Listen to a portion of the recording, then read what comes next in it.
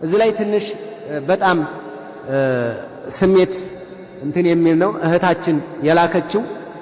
ምናልባትም ራሴን እስኪ ያዝ አድርጌ ለመግለጽ እሞክራለሁ ኢንሻአላህ። 15ኛ ስሙኝማ አብረን እንኖራለን ብለን የኔ ቤተሰብ አይሰግዱምና ያገባኝ ሰው የሆኑ የምናውቃቸውን ሰዎች ይዞ እንግዲህ የኔ ቤተሰብ አይሰግዱም ማለች ልጅቱ አግብታው ነው። የኔ ቤተሰቦች አይሰግዱም አጭቷት ነው ላግባሽ ብሏል። የኔ ቤተሰብ አይሰግዱም። ስለዚህ ይሄ ያገባኝ ሰው አለ የሆኑ የምናውቃቸው ሰዎችን ይዞ በቃዲ ታሰረ። ቤተሰቧ ሳያቅ ይኸው ስሙ በደም ቤተሰቧ ሳያቅ ማለት ነው። በቃዲ ታሰረ። አምኘው ባሌ ብዬ ወደ 700,000 ብር አስገባሁለት። ከዚያ እከፍላታለሁ በማለት የራሱን ጅምር ቤት አስጨረሰ። ኮርኒሱን አሰራ። ተመልከቱ፣ ይኸው ያዙ፣ ረዘም ያለ ነውና የሆነች ከኔው ጋር የምትተዋወቀኝ ሌላ ልጅ አገባ፣ በጎን ማለት ነው። እሷ ዱባይ፣ እኔ ሰዑዲ ነን። እኔን እንዲያገባኝ አታውቅም። ልጅቷና ልጅቷ ይተዋወቃሉ። አግብታው ቀድማኝ ወደ አገር ገባች። እኔ ዙ ሰዑዲ ነበር። ከኤርፖርት ተቀበላት። 15 ቀን ከቆዩ በኋላ እንደነገረችኝ አንድ ልጅ የወለደላት ሌላ ሚስት አለችው። እዛው አለበት ማለት ነው ኮምበልሻ። ከዱባይ ካገባችው ጋር ሲጣላ አልፈልግም ስትለው ወደ 300,000 ብር እሷንም ተቀብሏት ነበር። ኋላ እሰጥሻለሁ ብሎ ፈታት። በሆነ አጋጣሚ አገር መግባቷን ስለሰማሁ በኢሞ ደውዬ ስለ አገራችን ሰላም እያወራን አግብታ እንደተፋታች ባሏም እንደሸወዳት ነገረችኝ። እኔም ሰሞኑን ልገባ ነው አልኳት።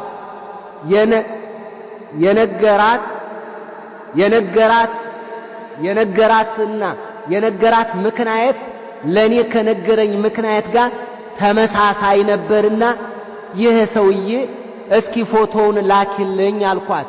ስለምንተዋወቅ ስትልክልኝ አወቅኩት። ይኸው ማን ሆኖ ተገኘ ማለት ነው። የሷ የራሷ ባል ማለት ነው። ያላ ደነገጥኩ።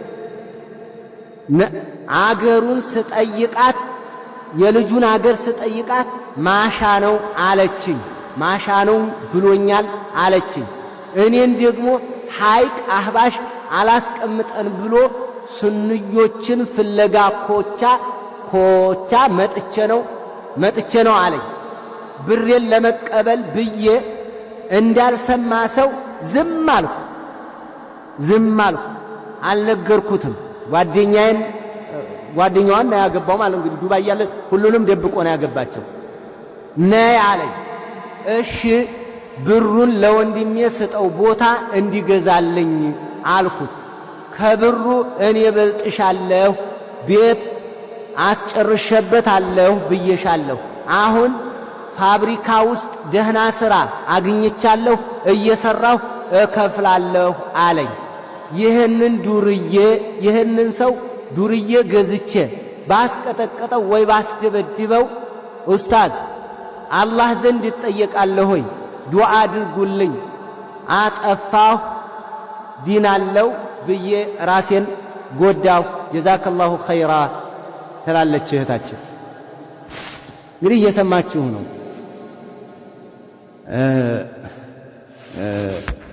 የሚሰራው ነገር ድራማ፣ ሌባ፣ ብዙ አይነት ሲስተም ልብሱን እየቀየረ መጥቷል። ሌባ አሁን ከመናኸሪያ ወደዚህ ዞረዋል ማለት ነው።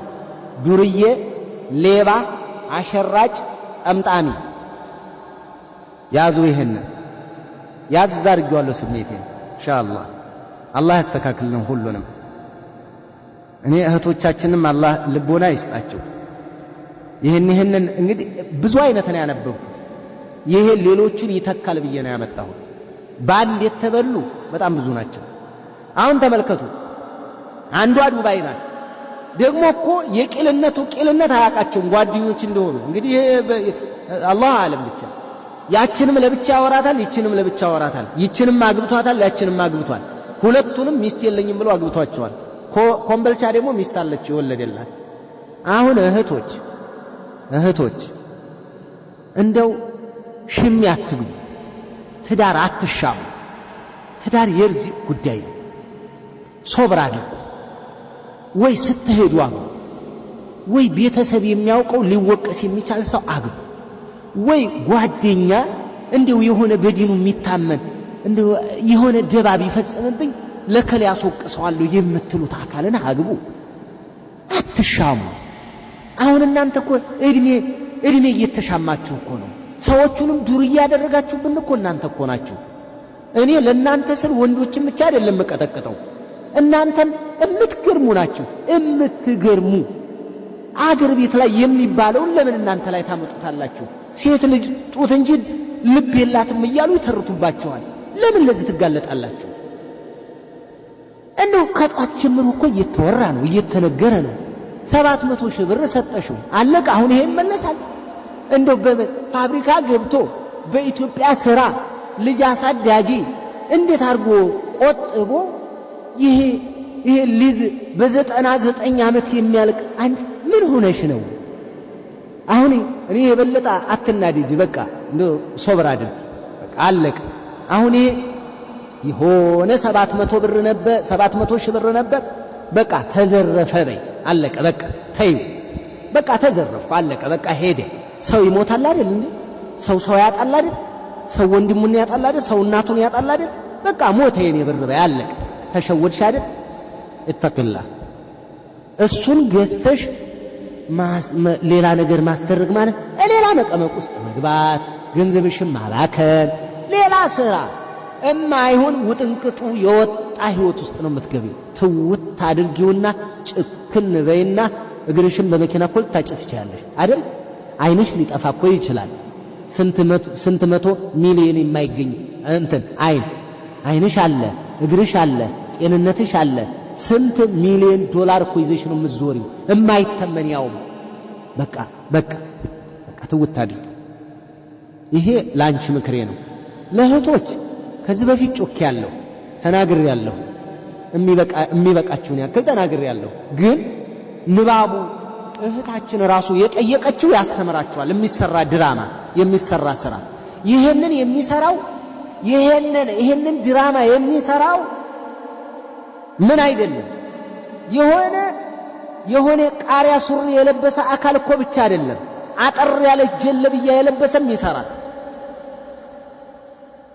ይሄንን ያደርጋል። ግን እውነት ሰለፍይ ሆኖ መጥቶ ነው ወይ? እየተሸፈኑ እየገቡብን ነው። አናቃቸውም እኮ ብዙዎቹን። አሁን ነግራችሁን አጣርተን ስንደርስ የሆነ ዱርዬ ነው፣ የሆነ ጠጋ ያለ ነው። ወይኛ ጀምዕይ ስንል ወይኛ ኢኽዋን ስንለው የነበረ አካል ጠጋ ብሎ ለምን እኛም ጋር አይቀርም። እኛ ልንገራችሁ የሐቂቃውን የትኛውም ቦታ ላይ ያለ የትኛውም ከተማ ላይ ያለ ሰለፊ እንደዛ አይነት ስራ የሚሰራ አካል ካለ ጀምዕያ መጥቶ ከሚረብሸን በላይ ዳዕዋችን ነው የሚረብሸው። ማንም ይሁን ኡስታዝ ይሁን ዳዒ ይሁን ማንዬ ይሁን ጓደኛውን የሚባል ነገር የለም። ጣጣውን ጨርሶ መሄድ አለበት። አንፈልግም። ብዙ ወንድሞች ደምተውበታል። ዳዕዋው አይቻልም። እኛን የሚያሙን እያገቡ ይፈታሉ አልነበር እንደሚሉት? እነዚህ እኮ 2 እና 3 ብቻ ነው የሚያውቁት ነው የሚሉት። አዎ እኛ ከሰዎቹ በላይ ተፈጥሮ አይደለም እኛ ውስጥ፣ ግን እኛ ውስጥ መጥተው እያጠፉ ነው። ለምን? እህቶችን በቀላል የሚያገኟቸው ሱና ስለሚወዱ የኛ እህቶች አረብ ሀገር ያሉም ይሁን ሀበሻ ያሉትም ይሁኑ በየትኛውም ቦታ ላይ ያሉ ሰለፊዮች መህር ማያጠምቁባቸው ያምኗቸዋል፣ ሱና ይወዳሉ። ማይክ ሲይዙ በቃ ትልቁ ነው ይታዩአቸዋል። በዚህ ነው እየተሸወዱ ያሉት። ከዚህ በኋላ ግን እህቶች በቃ ቆጠብ በሉ። በቃ ይበቃናል። እኛ ውስጥ እንደዚህ የለም። አልহামዱሊላህ እስካሁንም እኔ የጎላ እከልየ ብዬ የሚይዘው እኔ እስካሁን አላገኘሁም። ዝም ብሎ